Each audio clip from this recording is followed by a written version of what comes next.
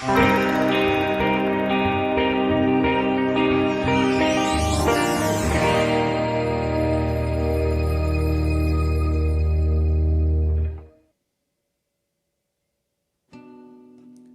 noite, meus irmãos, paz seja convosco. Graças a Deus que nos dá vitória por nosso Senhor e Salvador Jesus Cristo. Hoje é uma noite especial em que você vai louvar ao Senhor e vai aprender uma porção da sua palavra. Se você está com o coração aflito, angustiado, louve a Deus comigo nesta canção. Não quero interromper o teu silêncio, ó Pai, mas é só orando que eu encontro paz. O vento da aflição quer apagar a chama da minha adoração. O mundo é um oceano, minha carne é um furacão, minha vida é um barquinho buscando direção. Descansa em minha alma e acalma a tempestade que agita o meu coração. Acalma o meu coração, acalma o meu coração. O vento está soprando, mas é te adorando que venço o mar da aflição. Acalma o meu coração, acalma o meu coração. Só venço este mundo se for em tua presença. Acalma o meu coração. O barulho do mar vem pra me confundir. Ó Pai, não deixe as ondas minha fé diminuir. Perdoa se pensei que em meio ao teu silêncio não estivesse aqui. Viver na superfície sem poder respirar é o mesmo que morrer por não te adorar. És meu oxigênio, Senhor, sem tua presença minha fé vai naufragar. Acalma o meu coração, acalma o meu coração. O vento está soprando, mas é te adorando que venço o mar da aflição. Acalma o meu coração, acalma o meu coração. Só venço este mundo se for em tua presença. Acalma o meu coração.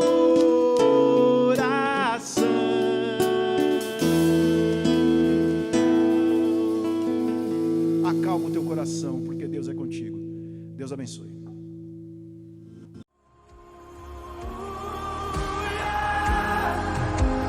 Toda a criação te louva.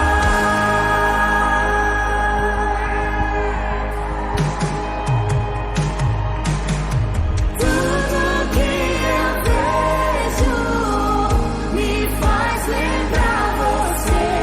Do menor ao maior.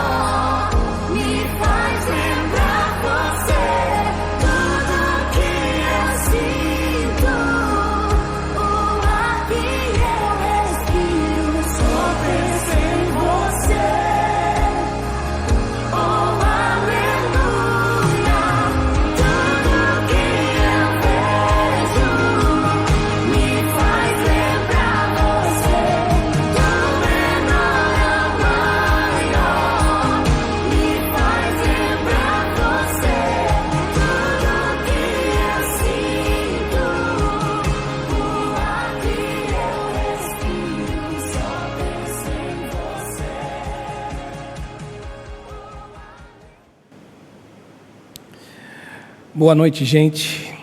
Paz seja convosco. Que o Espírito Santo de Deus esteja com você hoje, agora e sempre. E que você se sinta abraçado pelo amor de Deus e que você sinta a generosidade deste amor. Quero agradecer mais uma vez poder estar com você, reunido com você, em comunhão com você, reunidos para um mesmo objetivo, que é o objetivo de adorar o nome do nosso Senhor Jesus Cristo, o nosso Deus, o nosso Rei. Este é o momento em que eu oro por você, este é o momento que eu abençoo a tua vida, que eu abençoo e consagro pela oração e por intermédio dela as nossas ofertas, as ofertas que são levantadas, os nossos dízimos. É o momento que eu agradeço também de todo o meu coração a você, pelo fato de você ter se mostrado e todo esse tempo, desde quando nós começamos nessa luta grande, nessa batalha gigante, na pandemia, e você tem sido fiel, você tem sido um dizimista, um ofertante que carrega no coração esse desejo da fidelidade. Eu quero ler um texto, faz tempo que eu não leio nenhum texto para esse momento.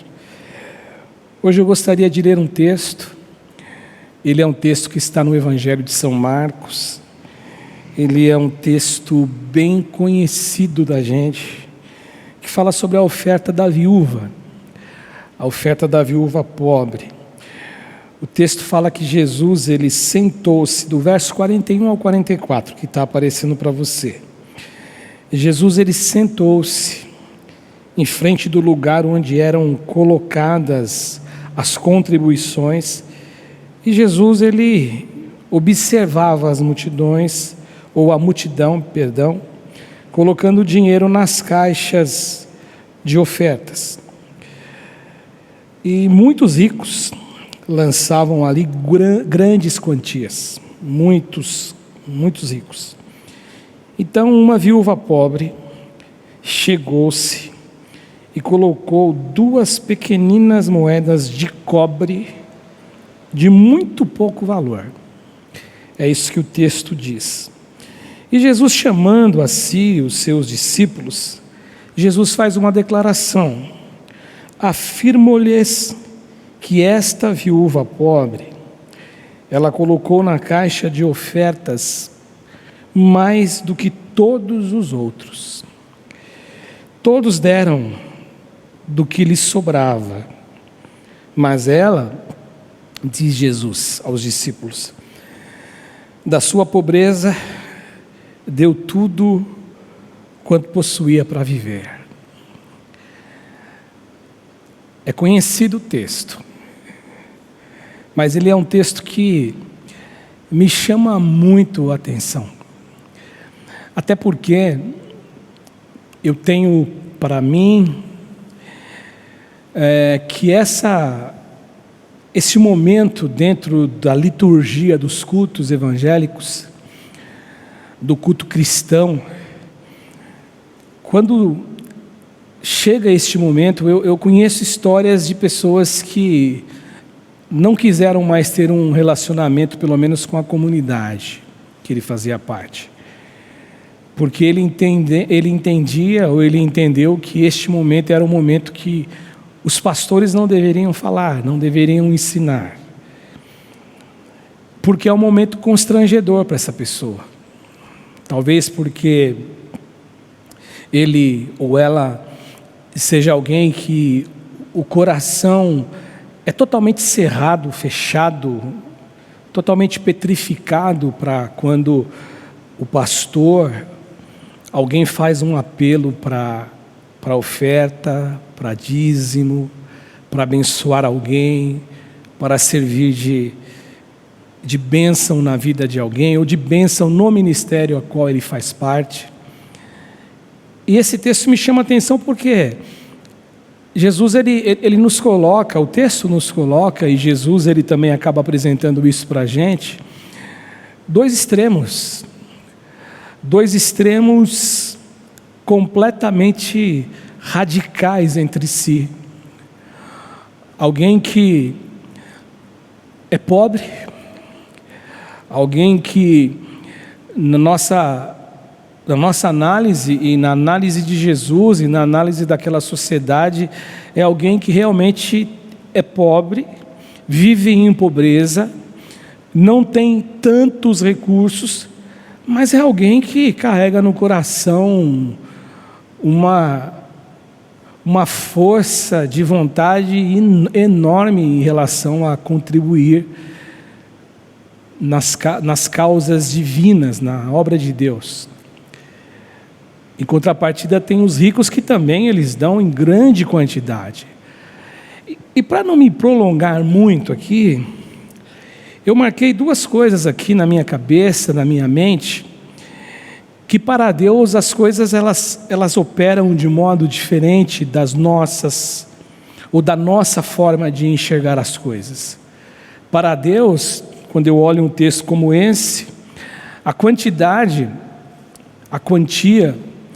o valor entregue, o valor monetário, ele não tem tanto peso de valor quando colocado em comparação com aquilo que se tem de desejo no coração e verdade no coração. Quando nós olhamos isto, nós descobrimos que a atitude de coração, o desejo do coração, ele tem muito mais valor do que a quantia que nós entregamos. O texto diz que eles davam tudo, aliás, davam o que sobrava, davam muito valor, grandes quantias, em comparação com aquela mulher que deu tudo. E aí, para a gente entender como as coisas são diferentes, para quem está olhando, observando ali naquela caixa onde o dinheiro e a oferta era entregue, que nós conhecemos como gasofilácio, para algumas pessoas, e de uma maneira lógica, de uma maneira objetiva, de uma maneira até inteligente, deu mais, quem deu mais em quantidade, numa quantidade maior, mas Jesus ele não olhou para a questão da quantidade e do valor monetário. Jesus olhou para aquela questão do coração, da atitude de coração. E uma segunda coisa é que a oferta, ela revela, ou as ofertas revelam o coração do ser humano para com Deus. O que eu quero dizer com isso? Eu quero dizer sobre a questão do nosso posicionamento em relação à nossa confiança que nós temos em Deus, para nos suprir. Essa mulher me chama a atenção exatamente por este posicionamento. Ela chega e dá tudo que ela tinha. Ou seja, ela deu do tudo dela, embora o texto não se prolongue, o texto não nos fale nada, mas a gente consegue pensar que aquela mulher, ela tinha no coração um posicionamento, ela tinha no coração a seguinte certeza, do Deus que pode suprir todas as coisas, porque ela não dá do que sobra, ela não dá de um pedaço, ela não dá de um percentual, ela dá de tudo. E com toda certeza, se você me perguntar, muito embora o texto não nos revele, será que Deus a abençoou? Não tenho dúvida que a abençoou. Eu fico muito à vontade, gente. Quem nos conhece, quem conhece o pastor Ivaldo, quem me conhece, quem conhece essa igreja, essa comunidade, sabe que os pastores não são pastores que são gananciosos, que são pastores desrespeitosos, que são pastores que querem o dinheiro do membro, querem, surrar o membro e tirar tudo que ele tem. Não, nós não somos assim. Mas nós ensinamos, mas nós falamos daquilo que vivemos, daquilo que acreditamos, daquilo que aprendemos. E aprendemos com homens sérios que nos ensinaram. Aprendemos com pessoas sinceras que nos ensinaram. E é isso que nós fazemos. Portanto, quando a gente traz uma pequena ilustração, uma pequena mensagem a respeito disto, no meu coração não existe nenhum desejo de, olha, vou tirar o dinheiro de alguém, não, pelo contrário. Domingo mesmo, o pastor Ivaldo, como eu sempre digo que ele o faz, ele lembrava da responsabilidade. Eu me lembro que ele usou o exemplo dos ombros, né? Estão sobre os nossos ombros a responsabilidade de patrocinar essa obra. E a gente não força ninguém, a gente nunca virou o rosto para ninguém, nunca ficou com raiva ou magoado com alguém, mas nós ensinamos. Portanto, que Deus abençoe você, que Deus multiplique o recurso na tua vida sempre, que Deus coloque isso no teu coração. Que a gente não seja escravo de Mamon, que a gente não adore Mamon e sob o pretexto de desculpas de outras comunidades ou de outras pessoas que não nos interessa avaliar. Eles darão conta para Deus de pessoas que arrancam a pele das suas ovelhas, mas que a gente possa fazer a nossa entrega com devoção, com amor, com sinceridade e com verdade, porque nós nunca venceremos o Senhor. Ele sempre nos dará, aliás, Ele nos deu tudo o que Ele tinha, a vida dEle, por mim e por você. Amém? Que Deus te abençoe. Banco do Brasil aqui deste lado, o Banco Bradesco do lado oposto, onde você que quer fazer a tua oferta, o teu depósito, o teu dízimo, e você não tem conta nem no Brasil, nem no Bradesco, você consegue fazer pelo Pix, nesse CNPJ do meu lado esquerdo e do seu lado direito. Que Deus abençoe você.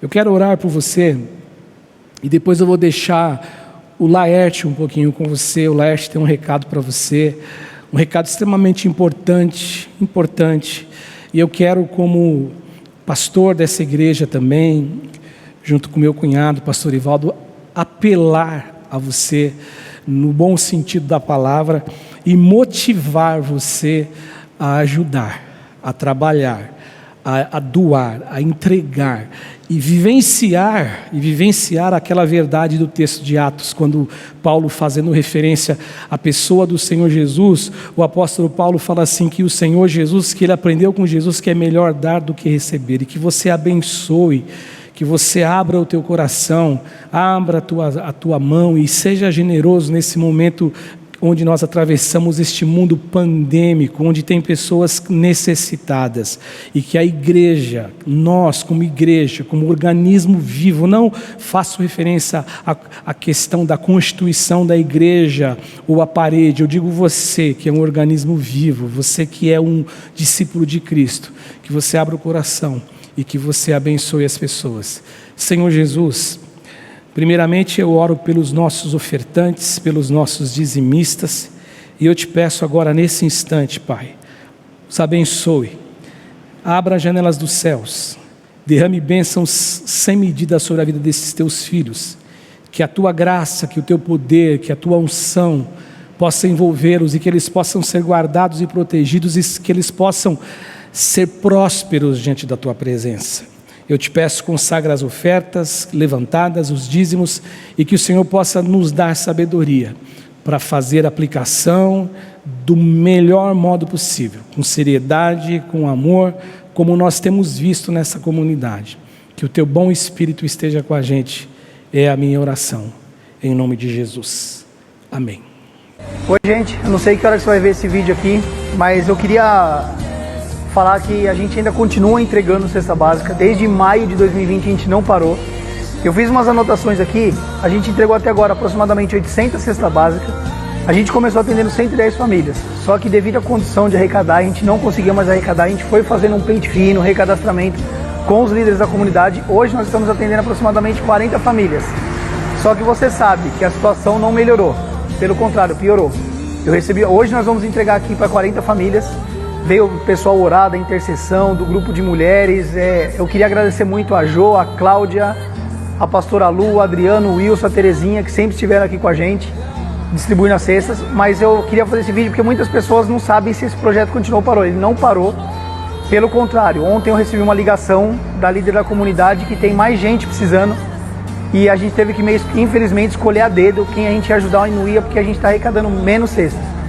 Então eu queria vim aqui pedir para você, eu vou divulgar esse vídeo em todas as minhas plataformas, as plataformas da igreja, porque muita gente acha que a gente não está mais fazendo, para você ajudar, você que pode. No final desse vídeo vai estar as duas contas da igreja, com o número do celular da Jo, que é para você enviar o comprovante para a gente controlar.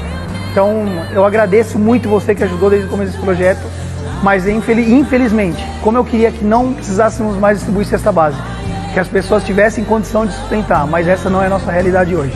Se você está acompanhando os jornais aí, você está vendo as entidades igual a nossa, fazendo trabalho social com uma dificuldade tremenda.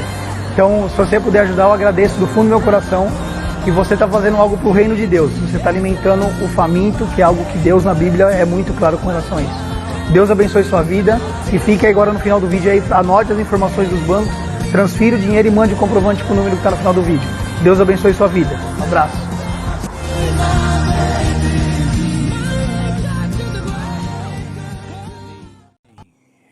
Que a gente, como igreja de Jesus, possa manifestar boas obras à luz do Evangelho de Jesus, do amor de Jesus, por meio de ações como esta. Contamos com você. Deus abençoe. Eu quero ler agora um texto para o nosso momento de estudo da palavra. Livro do Antigo Testamento, segundo livro do profeta Samuel, no capítulo de número 23, o verso 9 e o verso 10 apenas. O texto sagrado, ele nos traz a seguinte informação. Depois dele, Eleazar, filho do Auita, Dodô, ele era um dos 3 principais guerreiros, e ele esteve com Davi, com o rei Davi, quando os filisteus se reuniram em Pas-damim para a batalha. Os israelitas recuaram. Verso 10, mas ele manteve a sua posição e feriu os filisteus até a sua mão ficar dormente e grudar na espada. E o Senhor concedeu uma grande vitória a Israel naquele dia. E o exército voltou para junto de Eleazar, ou para onde Eleazar estava, mas somente para saquear os mortos. Esse é o texto que eu destaquei para falar com você um pouquinho nessa noite. E eu queria falar com você hoje, com vocês, sobre quando não desistir, quando ao nosso redor todos estão abrindo mão e estão desistindo de lutar. Como não desistir quando ao nosso redor todos estão desistindo. Esses 2 versos que eu li, esses 2 textos aqui, eles estão dentro de um contexto, quando a Bíblia Sagrada, ela nos traz referência, ou faz referência, aos valentes do rei Davi, alguns destes valentes. Homens que vivenciaram um contexto de guerra, ou de guerras, homens que vivenciaram um contexto de batalhas, um contexto de luta, ou seja, homens que vivenciaram situações muito conflitosas e dificultosas, onde para se viver em paz, para se viver bem, estes homens precisavam guerrear, eles precisavam lutar, existia necessidade de luta. E eu olhando para esse texto, vendo esse texto aqui, eu fico pensando que a gente hoje, nós vivemos um contexto absolutamente parecido com um contexto assim. Nós vivemos num momento de guerra. Guerra contra o vírus, guerra contra a morte, guerra contra tantas outras coisas que eu e você somos obrigados a lidar no mundo que nós vivemos. E quando a gente lê esse contexto, esses 2 versos, e um pouco mais à frente também, nós encontramos com histórias, nós nos deparamos com histórias onde nós vemos pessoas desistindo, pessoas entregando os pontos, pessoas fugindo literalmente da batalha, pessoas desistindo de guerrear. É o caso desses 2 versos aqui que eu li. É o caso desses 2 versículos aqui que nos falam a respeito de Eleazar, esse valente de Davi, e a sua luta particular contra os filisteus. E quando eu falo luta particular, gente, eu digo isso pensando na seguinte razão. Eu digo isso porque o texto faz menção de que os homens do exército de Israel, quando eles chegam diante da guerra, quando eles estão para enfrentar os filisteus, o texto nos diz que eles recuam, eles abandonam a Eleazar, eles largam literalmente Eleazar sozinho para lutar contra todos os soldados, o exército dos filisteus. E é justamente isso que eu gostaria de falar com você um pouquinho aqui hoje, um pouquinho com você. É justamente sobre este tema que eu gostaria de refletir um pouquinho com você, sobre a importância de nós não desistirmos, sobre a importância de nós não nos deixarmos ser influenciados por aquelas pessoas que desistem, por algum movimento que nos levam a desistir, e daí por diante, por coisas que a gente olha e a gente acaba chegando a uma conclusão que não vale a pena mais lutar. E eu fico pensando que, dando alguns exemplos tolos, que existem coisas que até quando você se deixa influenciar, quando você é influenciado por algumas coisas, existem coisas que não vão te fazer mal. Exemplo tolo, ou exemplos tolos que eu poderia dar aqui, exemplos de criança mesmo, para a gente refletir como não precisa ter tanta maturidade. Por exemplo, quando você, vivenciando com um grupo de amigos, você manifesta o desejo de comer alguma coisa, e essa pessoa ali, ou alguma pessoa daquele grupo que você está, vocês estão decidindo comer alguma coisa, e naquele momento tem alguém que ele decide não comer, e ele acaba influenciando outras pessoas, e você é influenciado também. Isso não faz mal para você. Pelo contrário, às vezes pode fazer até bem, que você estava pensando em comer alguma coisa que iria fazer mal para a sua saúde. Um exemplo tolo também, um outro exemplo de coisas que você pode ser influenciado de uma maneira que não fará mal a você, é quando você planeja assistir algum filme, está conversando com alguém sobre algum filme que te chamou a atenção, e essa pessoa convence você a não assistir. Uma roupa que você ia comprar, uma veste que você ia usar, e alguém convence você que você não precisa fazer, não vale a pena você fazer. Agora, por outro lado, existem sim influências, existem sim coisas que quando eu e você, nós nos permitimos ser influenciados, essas coisas nos fazem mal. Quando nós nos permitimos ser convencidos por algumas coisas, algumas pessoas, algum movimento, alguma coisa, isso pode nos prejudicar de forma perigosa, quando nós nos deixamos ser influenciados. Eu me refiro, por exemplo, em primeiro lugar, quando alguém influencia você, quando alguém consegue convencer você, quando alguém consegue fazer você desistir de crer em Deus. Alguém faz com que você pare para pensar, meditar, raciocinar, e você desiste de crer em Deus. Em segundo lugar, o perigo que você corre por se deixar influenciar, é quando você também deixa de acreditar, de crer nas promessas de Deus. Você tem promessas de Deus ao teu respeito, a teu respeito.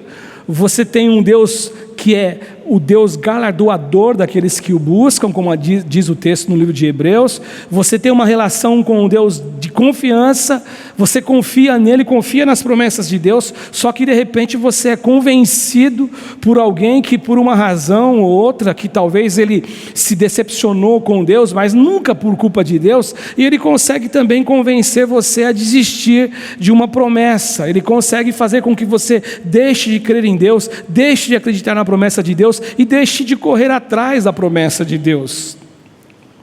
Eu me lembro, pensando nisto, daquele caso tão clássico, tão conhecido, daqueles 10 espias, entre os 12 espias que Moisés mandou e enviou em missão espiar a terra de Canaã, quando no livro de Números, no capítulo 13, no verso 32, nos traz uma informação que aqueles 10 espias, eles causaram, e você conhece a história, eles causaram um mal enorme para a nação de Israel. Eles causaram um mal gigantesco para a nação de Israel, porque eles foram espiar a terra, junto com Josué, junto com Caleb, e a Bíblia relata todos os nomes deles, os 12 nomes, só que esses 10 espias, eles acabaram vendo tudo que Caleb viu, tudo que Josué viu, mas eles se deixaram guiar por outras coisas. Eles viram a mesma fotografia, eles viram a mesma imagem, eles viram a mesma terra, eles viram os mesmos frutos, eles viram tudo que tinha de qualidade, eles realmente viram que aquilo que Deus havia prometido de tirá-los de uma escravidão de mais de 400 anos, colocar o povo numa terra que manava leite e mel, eles viram tudo isso, só que eles olharam de modo diferente. A lente que eles usaram não era a mesma lente de Josué e de Caleb. E o texto em Números 13, no verso 32, nos diz que espalharam entre os israelitas um relatório negativo. Ou seja, eles conseguiram influenciar a nação de Israel, aquelas pessoas. Eles espalharam entre os israelitas um relatório negativo acerca daquela terra. A terra que manava leite e mel, e disseram: a terra para a qual fomos em missão de reconhecimento, ela devora os que nela vivem, e todos os que vimos ali, eles são de grande estatura. E se você se recordar do texto de Números, eles dizem assim que os filhos de Anak, os Anaquins, eles olhavam para os filhos dos Anaques, os gigantes, os Anaquins, eles se sentiam como alguém, um ser totalmente desprezível a eles, e eles carregavam no coração a sensação de que os gigantes olhavam para eles do mesmo modo. Ou seja, o grande problema numa guerra, o grande problema em uma luta, o grande problema em viver, em existir, o grande problema e a grande dificuldade é quando nós nos deixamos influenciar por pessoas que desistem de guerrear, pessoas que desistem de viver, pessoas que desistem de batalhar. Portanto, o que nós precisamos fazer então, para que a gente não desista de lutar as nossas guerras, quando eu olho ao nosso redor e está todo mundo desistindo, está todo mundo pulando fora do barco, está todo mundo abandonando o navio, como nós aprendemos num ditado sim popular, as pessoas numa linguagem comum dando exemplos desse tipo. A primeira coisa que o texto me mostra nesses 2 versos, que eu e você precisamos aprender, e o texto nos mostra essa lição, que a primeira coisa a se fazer no momento em que eu, olhando ao meu redor, eu percebo uma grande quantidade de pessoas com uma capacidade enorme de influência sobre outros, tentando me influenciar do mesmo modo. Eu preciso ter na mente que uma guerra, uma batalha, uma dificuldade, um problema, uma situação transitória jamais será vencida se você recuar. Nós jamais venceremos uma batalha se nós recuarmos.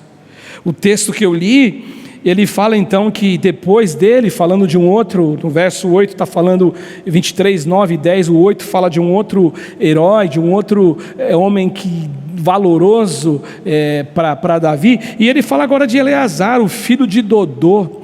Ele diz assim que ele era um dos 3 principais guerreiros de Davi, ele estava na batalha e os israelitas recuaram, no verso 9, e no verso 10 diz assim que ele manteve sua posição. Ele manteve a sua posição e feriu os filisteus até a mão ficar dormente da guerra de ferir os filisteus e grudar, a mão deu cãibra e grudou na espada. E o texto diz que o Senhor concedeu uma grande vitória à nação de Israel naquele dia. Agora, me chama a atenção aqui, literalmente falando de uma guerra, onde existe um confronto literal de soldados, aquele cara olhar em volta e perceber todos os seus companheiros, os seus soldados, amigos, os seus companheiros de guerra, abandonando o posto, indo embora, e aquele exército inimigo contra ele, mas ele mantendo a sua posição, ele não recua, ele mantém-se ali postado ali, ele foi ali para guerrear. E quando a gente pensa no sentido espiritual, isso tem um grande peso também, isso é uma verdade também. Por exemplo, o texto de Hebreus, no capítulo 10, no verso 38, é um texto que eu aprendi memorizá-lo desde a minha infância no Evangelho, desde o meu início no Evangelho, desde a minha iniciação no Evangelho. Eu me lembro, abrindo um parênteses aqui, que quando eu me converti, aos 17 anos, uma das coisas que eu gostava de fazer muito era memorizar os textos sagrados, os textos bíblicos, e esse foi um dos textos que eu memorizei, muito embora essa tradução que eu uso, que eu estou usando por esses dias, é a tradução Nova Versão Internacional, mas a tradução mais tradicional fala assim, que o meu justo viverá pela fé, e se ele recuar, a minha alma não tem prazer nele. Aqui diz o seguinte, mas o meu justo viverá pela fé, e se ele retroceder, eu não me agradarei dele. Me chama a atenção aqui a palavra fé. O meu justo, ele viverá pela fé. E se ele recuar, se ele retroceder, se ele olhar para o problema, e o problema que ele está vivenciando, fazer com que ele tenha um sentimento de desejo de voltar atrás, ou se ele olhar para aqueles que estão sendo um mau exemplo, e retornando e não lutando, a minha alma não tem prazer nele. Agora, como eu disse para vocês, me chama a atenção a palavra fé. E fé só é exigida de mim, de você, de nós, quando nós atravessamos por momentos que nos fogem toda a capacidade de como seres humanos nós resolvermos.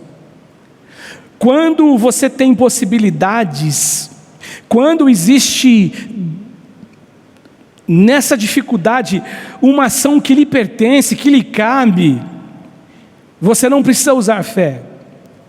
É uma ação que lhe cabe, é uma ação que Deus lhe deu condições de praticá-la, e de fazer, e de pensar, de raciocinar. Agora, se eu consigo fazer, então não é fé. Agora, quando eu preciso exercer fé, é justamente numa situação onde existe um dilema, existe uma necessidade, existe uma constatação, existe uma verdade onde você, nós estamos limitados e nós não conseguimos fazer nada a não ser confiar no Deus que pode tudo. A minha parte eu já fiz, o que eu precisava fazer eu já fiz. Agora eu dependo de Deus. O texto me diz, o texto de Samuel nos revela que os israelitas recuaram diante dos inimigos filisteus. E quando eu estudava esse texto para conversar com você aqui hoje, eu fiquei pensando assim, mas por que eles desistiram? Por que eles recuaram se Eleazar não desistiu? Eu fico pensando que talvez o motivo desta desistência, em primeiro lugar, foi porque eles sentiram medo. Sentiram medo do exército inimigo. E por sentirem medo, um segundo sintoma ou sentimento tomou conta deles.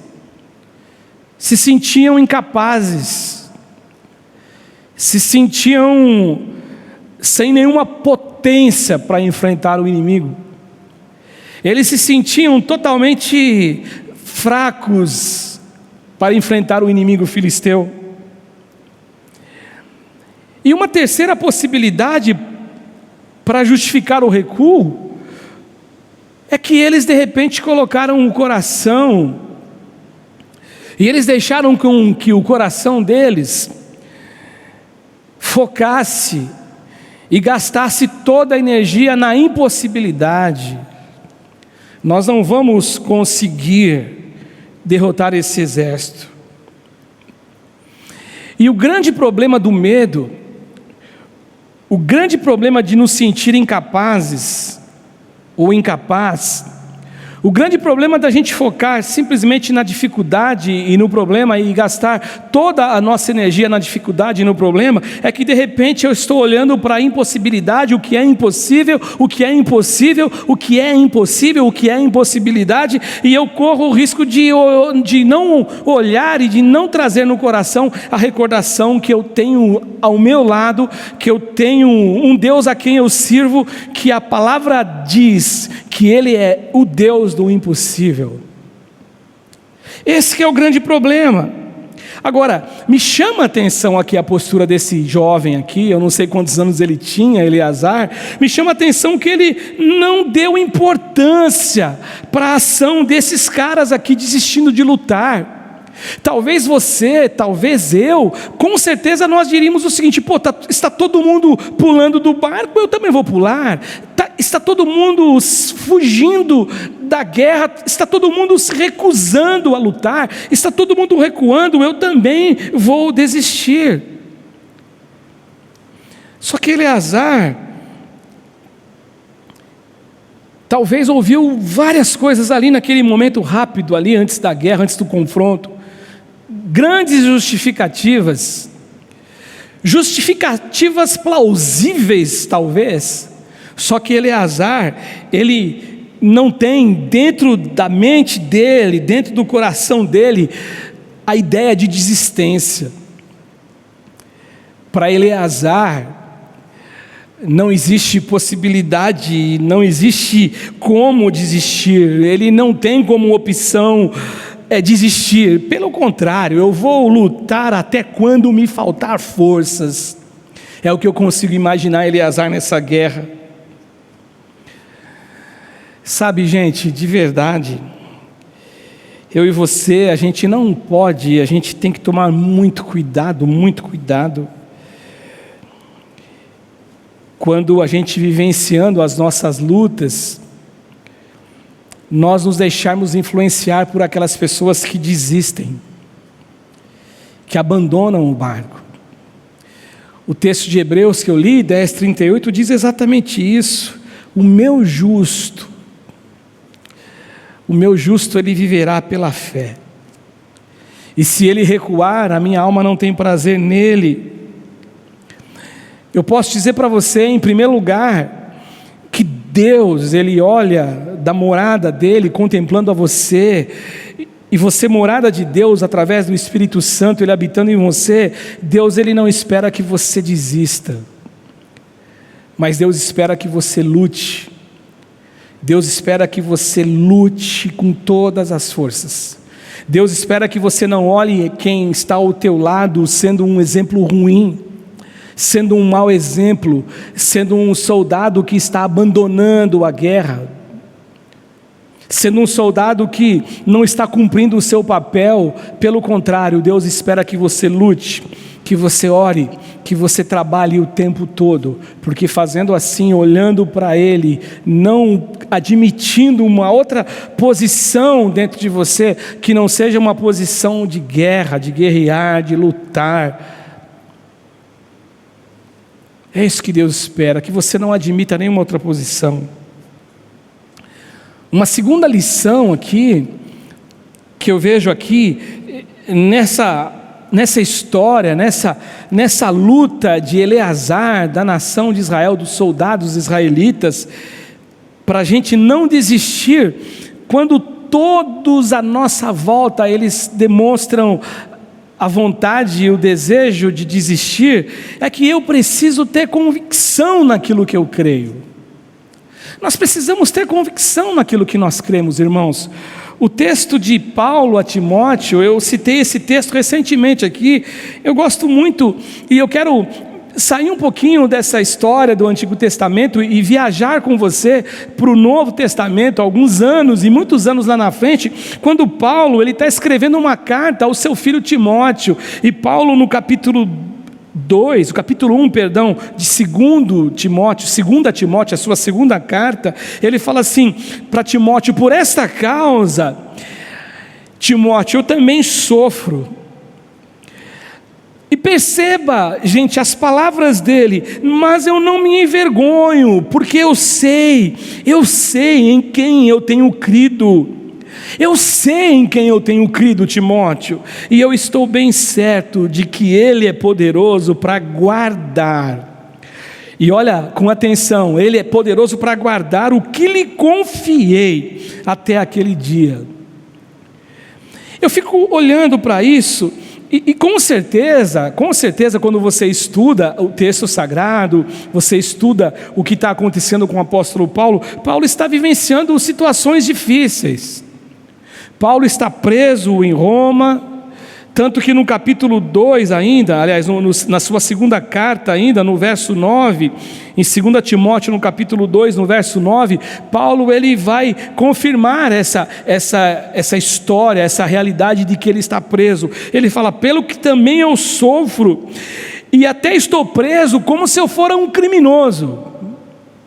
As pessoas estão olhando para mim, eles acham que eu sou um criminoso, eu estou preso como um criminoso. Aí Paulo faz uma afirmação maravilhosa, ele faz uma afirmação com um poder estrondoso, com um poder libertador, libertório. Ele faz uma afirmação linda, quando ele chega assim e fala assim: eu estou preso como se fosse um criminoso, contudo, ele diz assim: a palavra de Deus, ela não está presa. A palavra de Deus não está presa. Quando Paulo então diz assim, que ele sabia em quem ele cria para Timóteo, ele fala: eu sei em quem eu creio, ele demonstra uma convicção viva dentro dele, que o Deus que ele acreditava, e é isso que ele diz no verso, ele é poderoso para guardar todo o voto de confiança de Paulo nele. Lembra da semana passada, Sadraque, Mesaque, Abidnego, Ananias, Misael e Azarias? Nós não vamos nos curvar, ainda que o Senhor não nos livre, nós vamos ser jogados na fornalha, nós não vamos nos curvar. E Paulo sabia muito bem, ele acreditava que toda devoção, todo desejo, toda força de convicção na alma, de entregar-se confiantemente em Deus, Paulo sabia que o Deus a quem ele orava, a quem ele falava, a quem ele dirigia a sua voz em oração, ele sabia que esse Deus era poderoso. E eu gosto disso que Paulo fala do poder da palavra de Deus, porque quando ele fala assim: eu estou preso, mas a palavra de Deus não está presa. A palavra de Deus não está presa. E eu fico pensando no poder avassalador dessa palavra dentro de uma alma humana. Eu fico imaginando o poder que essa palavra tem, essa palavra que ninguém segura, essa palavra que ninguém prende, essa palavra que nenhum governo humano pode proibir, pode prender os pastores, pode matar missionários, pode fazer o que quiser, pode prender o cristão que vai lá e prega e joga a semente. Ele pode ser preso, ele pode tombar no campo de batalha, como Paulo estava prestes a morrer, mas só que a palavra de Deus, ela é viva. Isso é chocante, é edificante da parte de Paulo. A palavra, portanto, quando Paulo diz isso, ela tinha essa liberdade de agir dentro de Paulo. É isso que Paulo está dizendo: eu estou preso, eu estou aqui preso como um criminoso. A palavra, contudo, ela está livre. A palavra de Deus, ela está liberta, e ela tem todo esse poder de trabalhar dentro da minha alma e fazer crescer, fazer multiplicar esse voto de confiança e essa confiança que eu tenho no Deus em quem eu deposito a minha fé e minha confiança. É isso que o apóstolo Paulo está dizendo aqui. Quando a gente olha para Paulo e lembra da história de Paulo, muitos desistiram de Paulo. Lembra? Lendo o Testamento você vai ver o Novo Testamento. Quantos desistiram?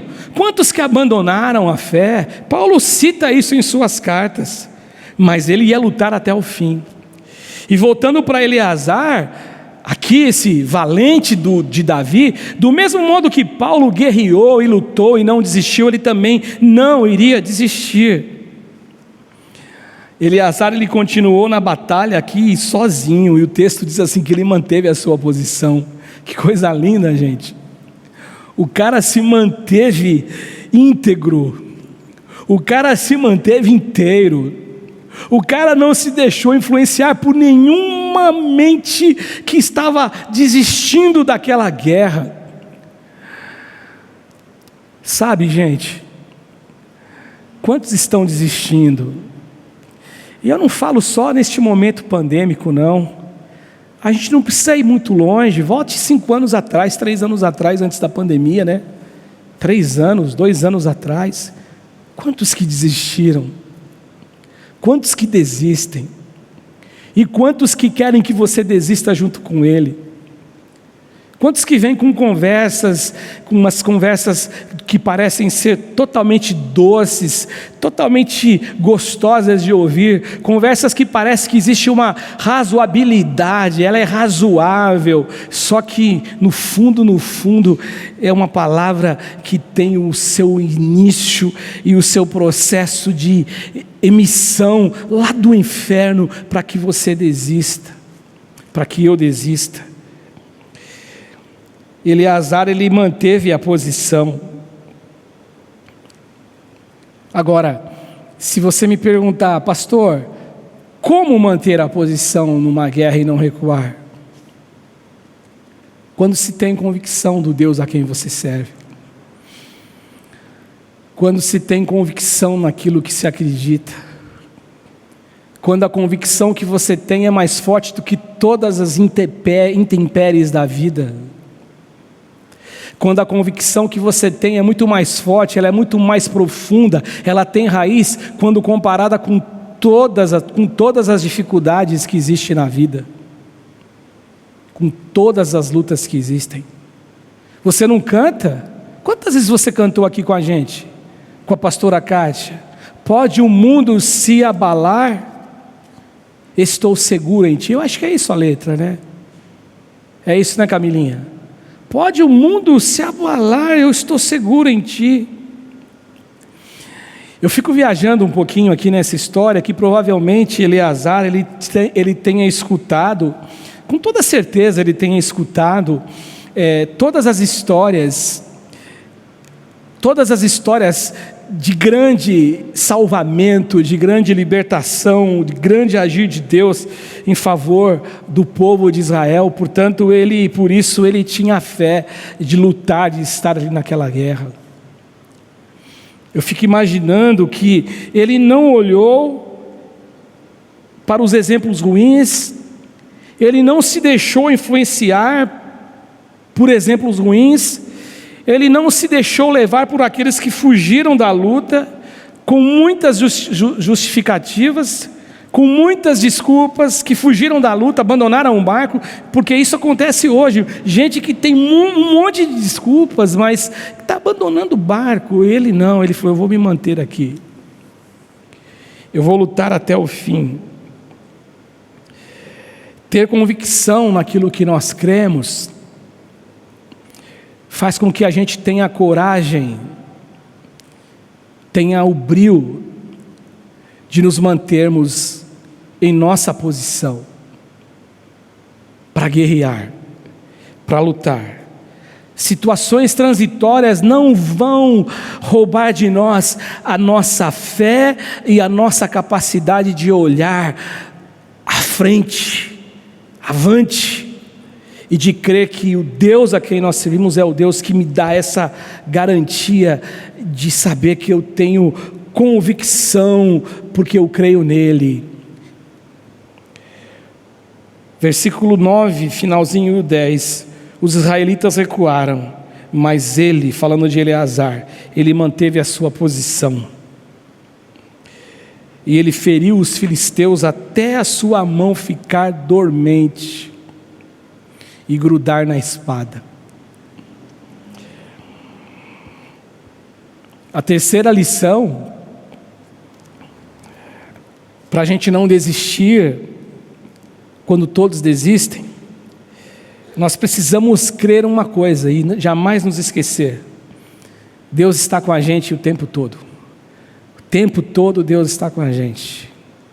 Você canta também, né? Deus é bom o tempo todo, Deus é bom o tempo todo o tempo Deus é bom. Você canta, e é gostoso cantar, né? Eu tenho saudades. Estava falando para a pastora Lu que eu sonho com a igreja, com pessoas. Eu tenho sonhado mesmo, que talvez para muitos possa existir o pensamento de que nós não queremos mais cuidar, não queremos mais ter uma igreja com pessoas, mas a gente tem muita vontade, e a vontade é tão grande que ela é transformada em sonhos durante a noite. Quantos sonhos eu já tive de estando aqui com você, cantando, pregando. Mas vai chegar o dia. O Senhor está conosco em todo o tempo. Verso 10 diz assim, 23, 10. O Senhor concedeu uma grande vitória a Israel naquele dia. O que me chama a atenção aqui, abrindo parênteses, é que o exército voltou depois que tinha acabado tudo. Voltou depois que Eleazar tinha derrotado o exército inimigo. Me faz lembrar aqueles que não querem lutar, depois voltam e caem de paraquedas, só depois que a conquista foi ganha, já foi conquistada, né? A conquista foi dada por Deus, melhor dizendo. Agora, quando eu olho para esse texto, o Senhor concedeu uma grande vitória a Israel, eu começo a pensar que algumas coisas devem ser muito claras em nossa memória e mente. Primeira coisa, nós só vencemos as nossas guerras, olhando para esse texto, porque é Deus que nos concede a vitória. E aqui, abrindo um parênteses aqui, eu nem ia falar sobre isso, mas agora eu me sinto impulsionado a dizer isso. Aí é onde que cai por terra toda aquela vontade de juízo. Quando nós estamos bem, numa posição que nós julgamos estar bem, quero te deixar bem claro, porque quando nós julgamos as pessoas, nós nunca estamos bem, mas nós julgamos estar bem. Aí eu olho para o meu irmão que caiu, que errou, que falhou, que foi derrotado, e aí a gente fala, poxa, eu sou o cara, e o ego ele é insuflado. Quando eu olho para isso aqui, a primeira coisa que eu vejo aqui, embora o texto anterior diga assim que o Eleazar, ele grudou na espada, e a cãibra na mão grudou, a espada grudou nele, e ele derrotou aquele exército, o texto no verso seguinte não faz menção e não coloca o nome de Eleazar num alto lugar, não, foi o Senhor quem concedeu uma vitória. O que aconteceu é que aqueles que desistiram, eles acabaram não levando a fama para a vitória nesse texto que hoje eu leio, depois de tantos anos. Quem venceu foi Eleazar. O nome de Eleazar foi que aparece aqui, foi Deus quem deu a vitória, mas é Eleazar que é citado. Então a primeira coisa é que na verdade eu não posso pensar de outra forma. A minha vitória é a vitória que Deus me dá. Isso fecha toda a possibilidade de eu julgar alguém que perdeu alguma batalha, em nome de Jesus. Uma segunda coisa, o nosso eu deve ser deixado de lado. E aí eu tenho um exemplo muito claro de um texto que eu marquei, quando Gideão, ele na luta contra os midianitas, ele derrotou o exército de Midian com apenas 300 homens. Você sabe a história, ele separou o exército e Deus foi dizendo para ele, é muita gente. E o texto no capítulo 7 do livro de Juízes, no verso 2, diz assim que o Senhor disse a Gideão, você tem gente demais para eu entregar Midian nas tuas mãos. É muita gente, a fim de que Israel, ou esse a fim para que Israel, não se orgulhe contra mim, dizendo assim, foi a minha força que trouxe a libertação, foi o nosso exército. Ou seja, então, o que eu preciso é abandonar esse ego inflado, esse ego super inflado, e deixar ele de lado. Agora, são duas coisas aqui importantes. A primeira, se eu e você, nós precisamos deixar esse ego tão inflado e tão confiante, que faz com que a gente olhe no espelho e diga assim, você é o cara, hein? Você é o cara, você é importante demais. Por outro lado também, nós precisamos abandonar aquilo que às vezes no nosso ser, no nosso ego aqui, nós nos olhamos e nos sentimos completamente pequenininhos, sem nenhuma importância, totalmente insignificantes, totalmente pequenos diante do exército, porque isso também faz com que nós corramos o risco de olhar ao redor e do mesmo modo que aquelas pessoas que desistem da guerra, nós desistirmos também da nossa guerra e da guerra. Agora o texto aqui é claro, foi o Senhor quem concedeu vitória a Israel naquele dia, foi o Senhor, não foi Eleazar, não foi o exército humano, foi por intermédio do Senhor e mais ninguém. O Senhor fortaleceu a Eleazar, porque Eleazar talvez ele poderia se encaixar naquele texto que Paulo fala que Deus não nos deu um espírito de covardia, não, ele realmente se investiu de autoridade, permitiu que Deus desse para ele essa autoridade, e pela graça de Deus ele foi visitado por Deus e ele lutou com todas as forças. Foi por meio de uma ação divina, ao invés de seguir os israelitas no seu mau exemplo e na sua mal postura de recuar em frente à guerra, ele seguiu em frente, ele manteve a posição e ele guerreou em nome de Jesus. Eu concluo fazendo uma afirmação para você. A vida não é fácil, não é fácil. Viver é um exercício de dificuldade em algumas passagens da nossa história, em alguns momentos da nossa vida. Eu sempre ouvi desde criança as pessoas falarem assim, que a vida não é um mar de rosas. Nem sempre tudo acontece do jeito que nós gostaríamos que acontecesse. Até porque nós não estamos no céu, no paraíso, né? Na vida eterna com Deus. É lá que tudo vai acontecer deste modo. Jesus ele nos adverte a respeito disso. Lembra de João 16:33? Você conhece tão bem esse texto. No mundo tereis aflições, contudo tenham bom ânimo, eu venci. Vocês também podem vencer, embora o texto não diga isso. No versículo, no contexto, é isso que Jesus está dizendo. Se eu venci, vocês também podem vencer. Agora, gente, a decisão sempre é nossa. A decisão sempre é tua. Nós vamos desistir?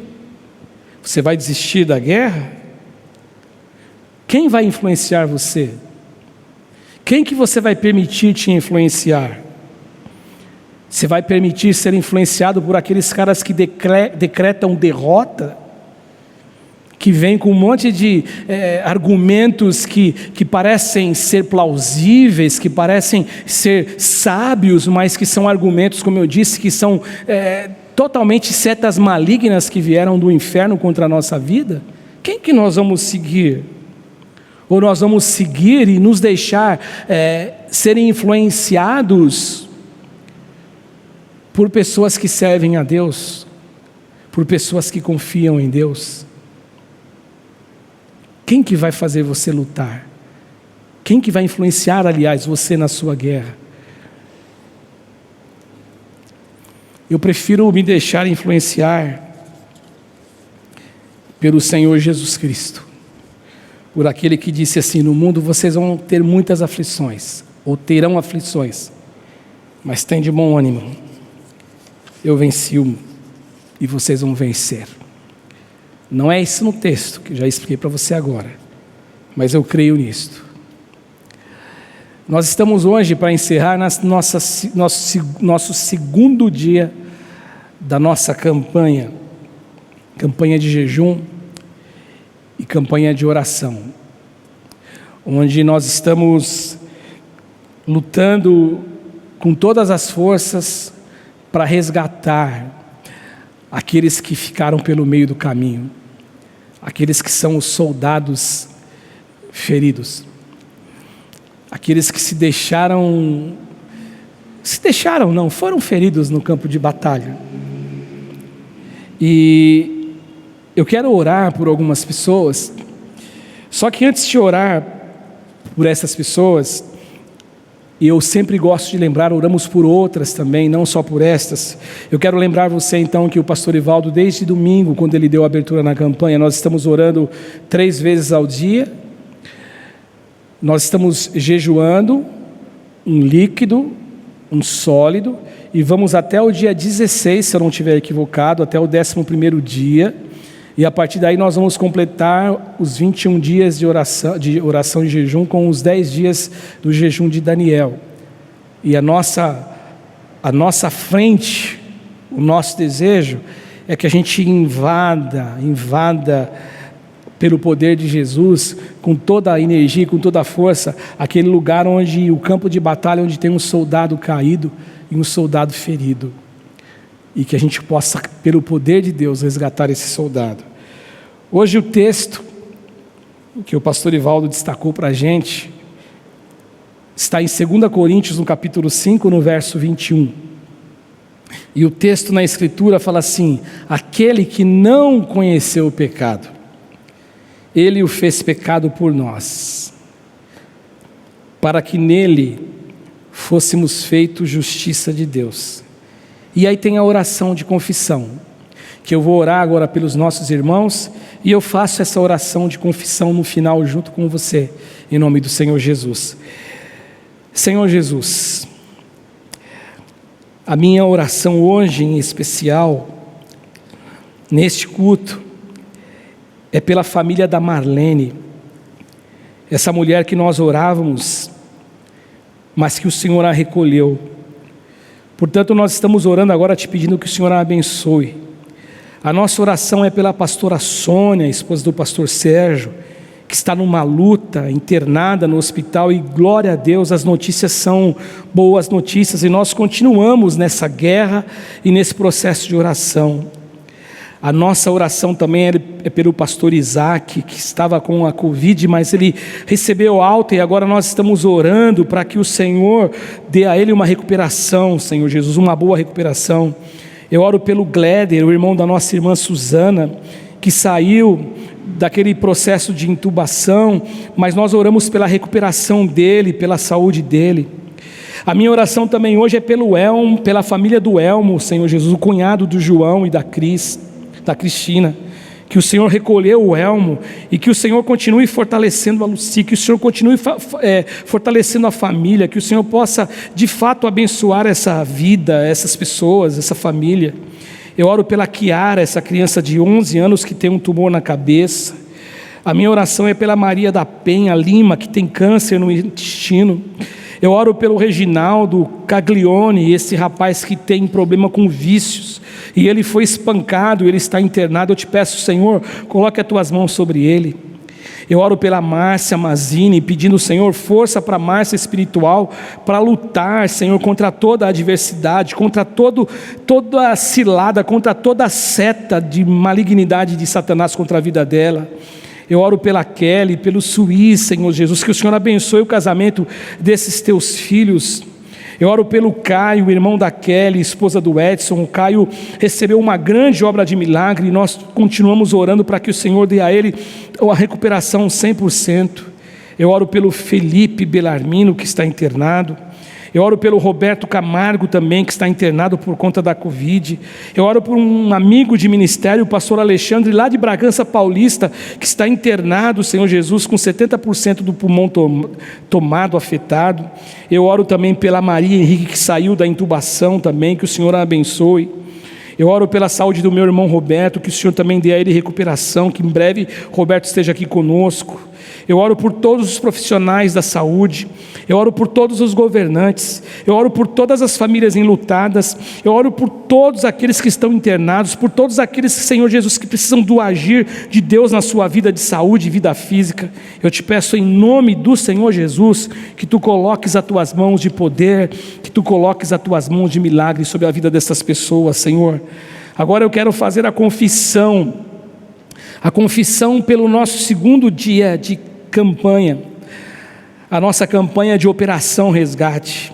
A confissão de hoje, Senhor, é que o Senhor Jesus se tornou pecado por mim, para que no Senhor nós fôssemos e nos tornássemos justiça de Deus.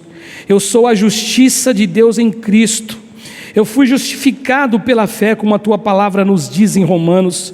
Porque eu fui justificado, eu posso reinar em vida sobre os poderes malignos, sobre os poderes do inferno, sobre o diabo, porque não sou eu quem tem o poder contra ele, mas é o Deus que habita em mim que tem todo o poder.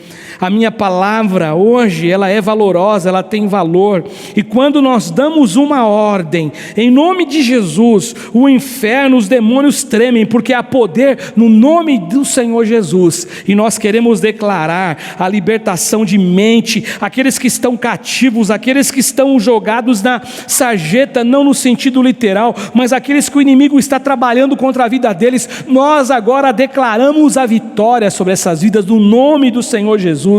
Só o Senhor quem pode, é só o Senhor quem faz, e o teu nome tem todo o poder. Portanto, a minha oração é em nome de Jesus, e declaramos junto com essa igreja, junto com os pastores, junto com os intercessores, junto com esses homens e mulheres que oram, nós estamos declarando, Pai, Senhor Jesus, o teu agir contra toda a hoste do mal, é a nossa oração, em nome do Senhor Jesus Cristo.